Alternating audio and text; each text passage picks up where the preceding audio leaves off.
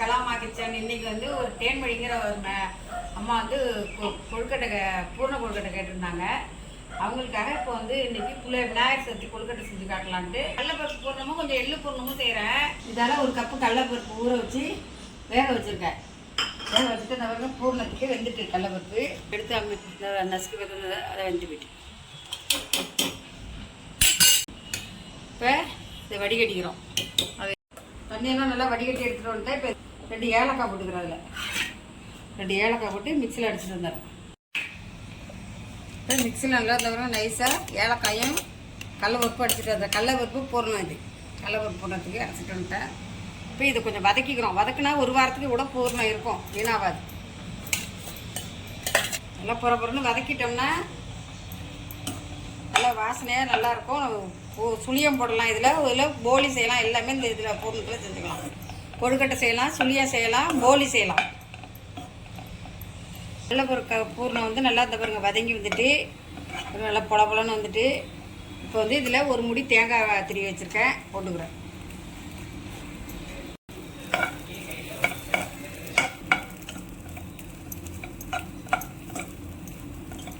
இதில் கொஞ்சோண்டு உப்பு போடணும். ஒரு அரை ஸ்பூனுக்கு உப்பு போட்டுங்க, அப்போ தான் இனிப்பு எடுத்து கொடுக்கும்.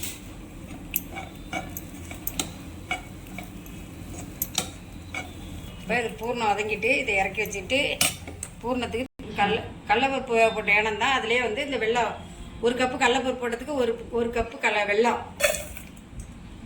சுட வச்சு வச்சுருக்கேன், அதை ஊற்றிக்கிறேன்.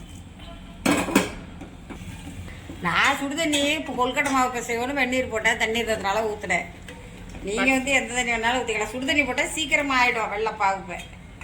நல்லா வெள்ளம் கரைஞ்சி போயிட்டு இப்போ இது வந்து இந்த பாகு வந்துட்டு பாருங்க. நல்லா நம்ம வெள்ளம்லாம் வண்டியில் வெள்ளம் நல்லா கரைஞ்சி கொஞ்சம் பாவானா போகிறோம். மறுபடியும் பார்த்து பூரணத்தை வச்சு நல்லா அடுப்பில் கிண்டிக்கணும்.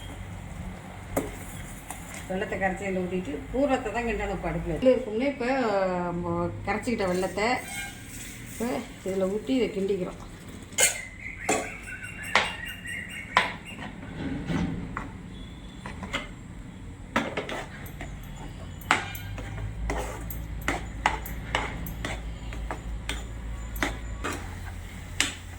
இப்போ கொழுக்கட்டை பூர்ணம் ரெடி. அவ்வளோதான். இது வந்து நீங்கள் 8 நாளைக்கு 10 நாள் கூட ஃப்ரிட்ஜில் வச்சுருந்தீங்கன்னா இருக்கும். சுழியம் போடலாம், போலி செய்யலாம், கொழுக்கட்டை செய்யலாம். பருப்பு பூர்ணம் ரெடி. கடலைப்பருப்பு போட்டு பூர்ணம் ரெடி ஆகிட்டு இப்போ இதுக்கு இப்போ வேர்க்கடலை பூர்ணம் செய்ய போகிறேன். வேர்க்கடலை வந்து வறுத்த வேர்க்கடலை வாங்கிங்க கடையில். தோலை நல்லா எடுத்துகிட்டு வேர்க்கடலை வச்சுருக்கேன்னா இந்த உங்களுக்கு எவ்வளோ இனிப்பு வேணுமோ நான் இவ்வளோ இனிப்பு போடுறப்ப வெல்லம் ஒன்றும் பெரிய வேலையெல்லாம் கிடையாது. இந்த வெள்ளத்தை இதில் போட்டு ஒரு ஏலக்காய் போட்டுக்கிட்டிங்கன்னா வேர்க்கடலை பூர்ணம் ரெடி. இது மிக்சியில் அடிச்சுட்டு வந்தாச்சு. வேர்க்கடலை பூர்ணம் ரெடிங்க பாருங்கள். இப்போ இது கொழுக்கட்டை செஞ்சு காட்டுறோம். ஒரு கொழுக்கட்டை இப்போ வந்து எள்ளு பூர்ணம். இப்போ கருப்பு எள்ளோ வெள்ளை எள்ளோ கடையில் விற்கிற எள்ளு இந்த மாதிரி வெள்ளு வாங்கிக்கிங்க. வாங்கிட்டு எண்ணெய் சட்டி நல்லா சூடாகணும் அப்படின்னா படப்படன்னு வெடிக்கும். ரொம்ப காந்த விட்டா கசக்கும். படப்படன்னு வெடிக்கையில் இறக்கி இந்த வெள்ளம் இந்த எள்ளுக்கு இவ்வளோ வெள்ளம் போட்டு உங்களுக்கு எவ்வளோ இனிப்பு தேவையோ வெள்ளம் போட்டு ஒரு ஏலக்காய் போட்டுருந்தா எள்ளு பூர்ணம் ரெடி. அவ்வளோ எடுத்துகிட்டு வந்துருப்பாப்பா. இதை இது பாருங்க எள்ளு பூர்ணம். ஏங்க இது எள்ளு பூர்ணம். இது 2 கப்பு. இதால் 250 கிராம். இந்த ஒரு கப்பு. இதால் 2 கப்பு அரிசி ஊற வச்சுருக்கேன். ஊற வச்சு நல்லா ஒரு 4-3 தடவை கழுவிட்டு இதில் ஒரு 1 மணி நேரத்துக்கு இருக்கு இப்படியே இந்த இதிலே வச்சுருக்கேன் சலடையிலே. இந்த மாதிரி நல்லா ஊறி போயிட்டு அரிசி இது மிக்சியில் போட்டு அரைச்சிட்டு வந்துடுறேன். இது ஒரு 4 பேருக்கு எடுத்துக்கலாம் கொழுக்கட்டை. இப்போ கொழுக்கட்டை மாவு அரைச்சி மிக்சியில் அரைச்சி அவிச்சேன். இதை அவிச்சு காய வச்சு அள்ளி வச்சுருக்கேன் மிக்சியில் அடித்து. இப்போ இதுக்கு வந்து கொழுக்கட்டை செய்ய போகிறோம். இப்போ இது வந்து 6 மாதம் ஆனாலும் இது வீணாக போகாது. இடியப்பம் புளியெல்லாம் கொழுக்கட்டை செய்யலாம். இதில் இது நான் மறுபடியும் பெரிய வீடியோவாக உங்களுக்கு போடுறேன். இன்றைக்கி இந்த கொழுக்கட்டைக்கு இவ்வளோ மாவு தான் அரைச்சிருக்கேன். செய்ய முடிஞ்சவங்க இந்த மாவு மாதிரி அரைச்சி செய்யுங்க. இல்லை கடையில் கொழுக்கட்டை மாவு விற்கிது, அது இன்னும் சூப்பராக இருக்குது. இப்போ வெந்நீர் போட்டிருக்கேன் மாவு இப்போ செய்கிறதுக்கு வெந்நீர். இப்போ நம்ம வந்து வெந்நீர் கொதிக்கட்டும். அதுக்குள்ளே மாவு எடுத்துக்கணும். வா 2 கப்பு மாவு எடுத்துக்கிட்டேன். இதுக்கு இவ்வளோ உப்பு போட்டுக்கிறோம். மேமாவுக்கு உப்பு. தண்ணி நல்லா கொதிக்கணும். இந்த பூவரசு இலையில தான் இப்போ நான் செய்ய போகிறேன். இந்த பூவரசு இலையில் வாழை இலையிலையும் செய்யலாம். செய்ய தெரியாதவங்க இதில் வச்சு ரவுண்டாக வச்சு மடக்கி வச்சிட வேண்டியதான். இல்லை உங்களுக்கு கிண்ண மாதிரி செய்ய தெரிஞ்சால் கிண்ண மாதிரி ஈஸியாக நல்லா வரும், அதையும் செஞ்சு காட்டுறேன். அதுக்கு இல்லையா அச்சு கொல்கட்டை அச்சிலும் ஃப்ரீயாக அச்சு கொடுக்குறாங்க, அதில் செய்யுங்க.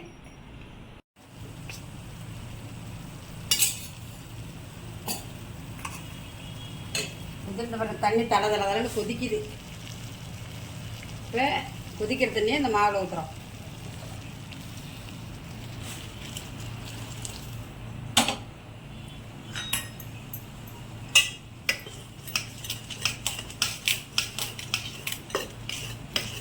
கடையில் மாவு வைக்கிற மாவுக்கு இந்த மாதிரி கொதிக்க வச்சு நல்லா தண்ணியை ஊற்றிட்டிங்கன்னா தலைன்னு மாவு அதிலே பாதி வெந்துடும். வெந்தோடனே தான் கொழுக்கட்டை பண்ணுறதுக்கு ஈஸியாக இருக்கும். இப்போ இது தண்ணி போகிறோம் 600 கிலோ. இப்போ இதில் இட்லி பானையில் தண்ணி வச்சு இட்லி பானையில் அடுப்பில் போட்டுட்டேன்.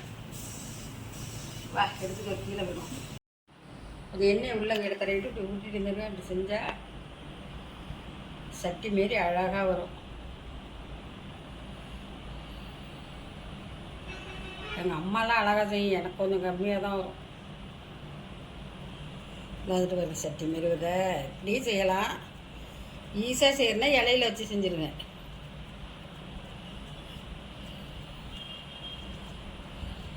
அது பார்த்தீங்களா சட்டியாட்டா. இப்போ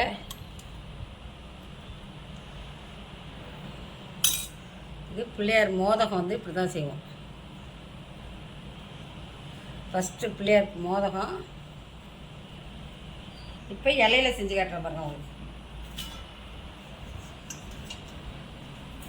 இது ரொம்ப ஈஸி. கொழுக்கட்டை காலையில் இருந்தாலும் மீனாகவே போகுது, அப்படியே இலையோட எடுத்து எவ்வளோ மெல்லிஸாக வேணாலும் தட்டிட்டு பூர்ணம் தான் நிறையா ஆகும்.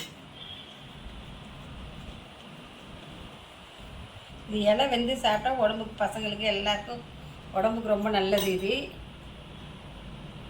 இது ரொம்ப ஈஸியான வேலை. இது அவ்வளோதான்.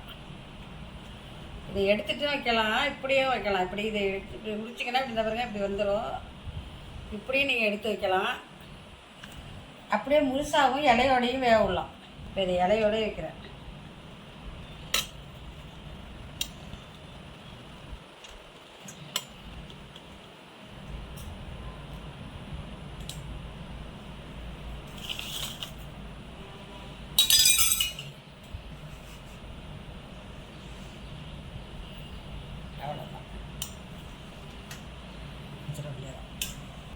இப்போ இது எள்ளு பூர்ணம் வச்சு ஒரு கொழுக்கட்டை செஞ்சு காட்டுறேன் பாருங்க.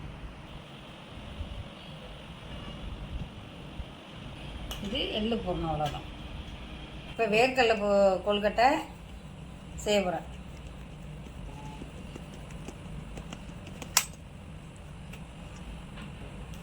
வேர்க்கடலை பூர்ணம்.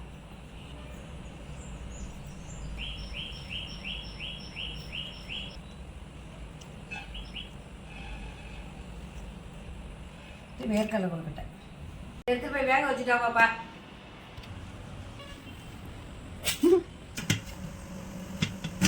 கொழுக்கட்டை வந்து போயிட்டு ஒரு 15 நிமிஷம் தான் இருக்கும். ஏன்னா மாவு நல்லா வெந்நீர் ஊற்றி பிசைஞ்சிரோம்ல, அதனால சீக்கிரம் வந்து போயிட்டு கொழுக்கட்டை அதனால சூப்பராக வந்து போயிட்டு பாருங்க. ஆய் பறக்க விநாயகர் சதுர்த்தி கொழுக்கட்டை ரெடி ஆகிட்டு பாருங்க.